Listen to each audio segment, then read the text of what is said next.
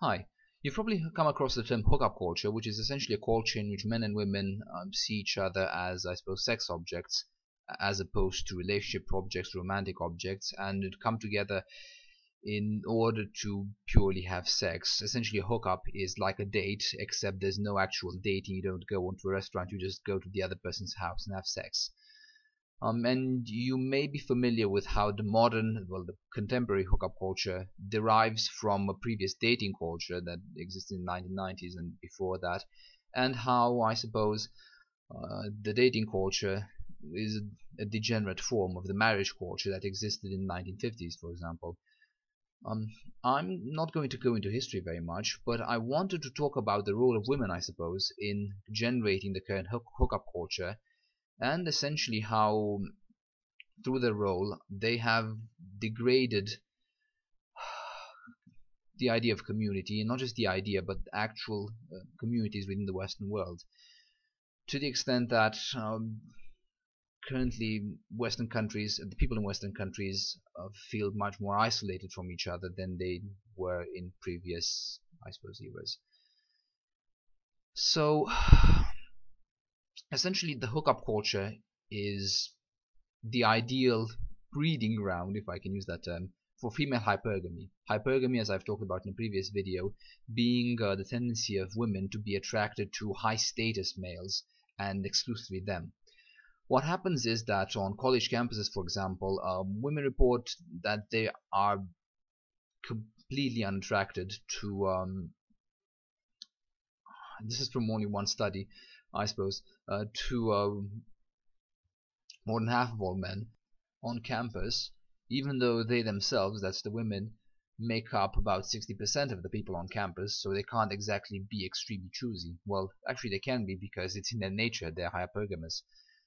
So the problem with hypergamy is that it's completely ruthless, and in fact anyone who has had experience dating women will see how, whereas men tend to, I guess, trip over themselves trying to do good to women and prove themselves, prove that they are good people, women are extremely catty in nature. They just see opportunities where they exist.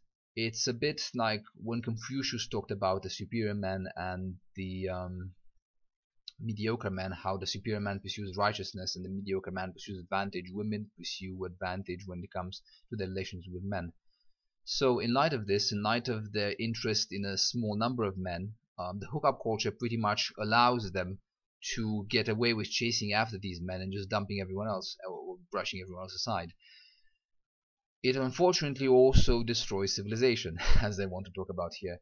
Well, admittedly, the destruction of civilization isn't really the most important bit. Civilizations can be rebuilt, cultures can be rebuilt, communities can be rebuilt, families likewise can be rebuilt, but the hypergamy of women and the hookup culture that it engenders actually just erodes the hearts of good men, I suppose, and the spirit of love that rests within these hearts. And this is something that bothers me tremendously. I haven't actually demonstrated yet, I haven't argued that it does so let's get to the arguments.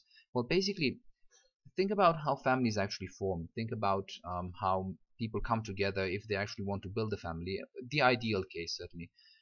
I call this ideal case the marriage forum. Is not talking about a web forum. I'm just talking about a culture in which, instead of people wanting to compete for the best possible partner, they think about how everyone could be partner to someone and how everyone could actually be part of a loving family, and all other considerations would be secondary. Now, in such a cultural environment, people would come together in dating, I suppose, not in order to determine personal compatibility so much as whether what they had to offer was something that the other person would actually benefit from. As in, when I talk about personal compatibility, I mean that people want to see whether or not the other person had something to give to them that they wanted. And that's the complete opposite approach from knowing what you have to give and seeing who actually would benefit from it. I think it's far more beautiful, and I think it's just far more humane to take the second approach as opposed to the first one, the mutually selfish pursuit of complementarity. And in a marriage forum, where you're not just looking out for yourself, you're looking out for pretty much everyone. And so when you meet someone and you find out that actually you can't really form a family together for various reasons, you nevertheless can refer that person to someone else, because you come to learn about that person's character, about that person's preferences, and so you can refer them to someone else who would be better suited for them. So essentially you would cooperatively try to ensure that everyone is partnered up and that everyone is happy. Families come about as a consequence of this. Now let's take a look at the hookup culture instead. What happens there? Well, in a hookup culture, everyone is looking out for themselves. Everyone wants to have the best possible sex life, and they don't really care about everyone else's experiences so much. They don't want to establish anything stable. They don't want to form families, communities, so they just drift from one partner to another and they compete for pretty much the same partners. That's not a healthy approach, and it cannot result in communities and families being built. What it does result in is a lot of sex for the women, a lot of heartbreak and well-justified anger towards women for the men.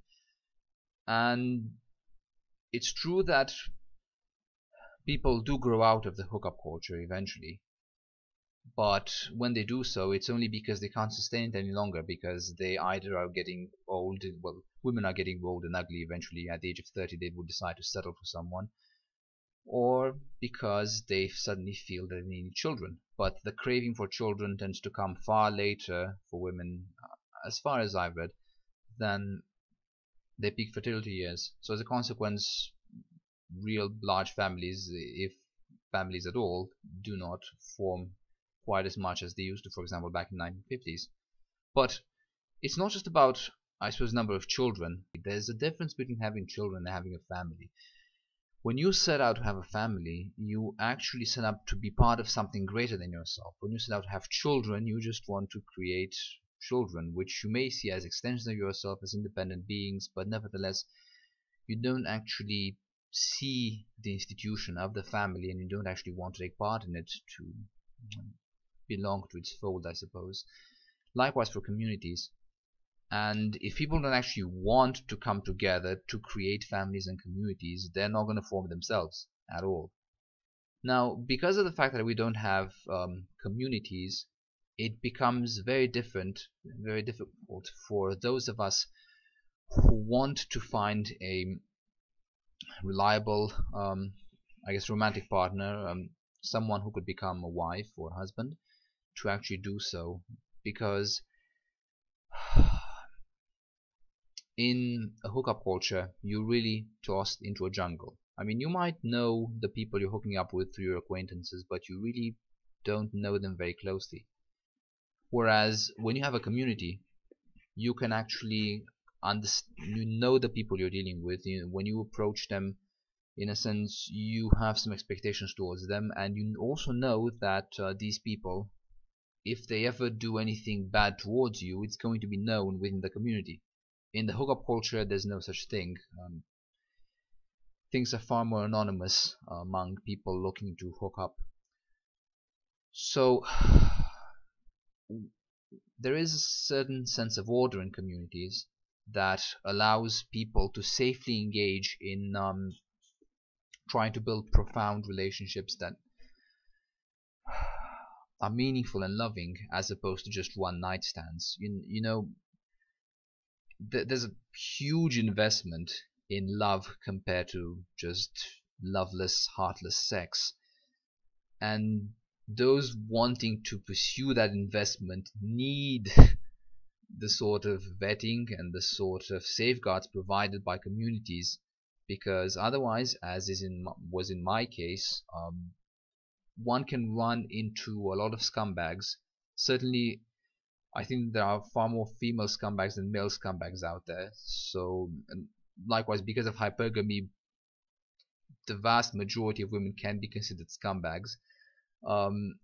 It's difficult to actually find a decent partner, and without, I suppose, without the shame that a community can inflict upon a potential partner, that person can really treat you in horrible ways, not physical violence or anything like that, but by showing you contempt, by playing games with you, etc., by even cheating on you in the early part of the relationship. Basically, people, and women specifically, can treat a man very badly and just get away with it unless there's a community there to stop them, or to, well, I suppose unless there's a community in which they would never, such people would never actually want to take part in the first place, as in the community can also ensure that it nourishes and generates people of specific characters that are actually suitable for romance, for marriage, and for helping sustain the community in the long term. So a hookup culture, to summarize, actually erodes communities and prevents them from forming, and it is precisely within communities that a person who wants to form families and to sustain communities is best off looking for a partner. So as a result of that, hookup cultures can in a sense generate a vicious cycle, a civilization destroying one, as I've said, which is very difficult to rise out of. Well, very difficult. Really, all that it takes is for people to come together and actually form communities and actually form families. All it takes is for people, for me for example, to actually manage to find a decent woman, which I think is extremely unlikely, given that decent women are very, very rare. But to just find such people and build such institutions with them. But the problem is that, again, if you have to venture out in the jungle and fight off the emotional lions in order to find such people, then you are going to be massively exhausted and in great pain through your efforts, and you might not actually manage to succeed as easily as if you had a community in the first place. Before closing, I just like to say that I did mention at the start of the video that really women are responsible for the hookup culture, and by responsible I mean guilty, I mean to blame for it, because, well, it should be perfectly obvious, a hookup culture only really benefits young women. It does not benefit young men looking to start a family at all. In fact, it severely disadvantages them. So, as I've said in previous video, I'm anti-feminist. In fact, I'm against female nurture very strongly, and I do hope that eventually we'll be able to overcome the need for women entirely in order to build families and communities. For example, by having artificial wombs in order to create children as groups of men coming together to actually create and raise a child. It would be absolutely fantastic because, well, I'll talk about this in future videos, but women don't think about creating communities, they just think about how they can benefit from communities, and, well, they might feel touchy-feely relationships with people from these communities, but they would be perfectly okay if these communities collapsed. They wouldn't bat an eyelash, they wouldn't suddenly scramble to try to build such communities at all. That's what I've seen, that's what I found. Yeah, and I'll talk about this in future videos, particularly discussing female nature and my strong opposition towards it. Well, I hope this video has been informative. I will be describing the topics of the hookup culture and what I call the marriage forum in future videos, so hopefully you will enjoy them as well.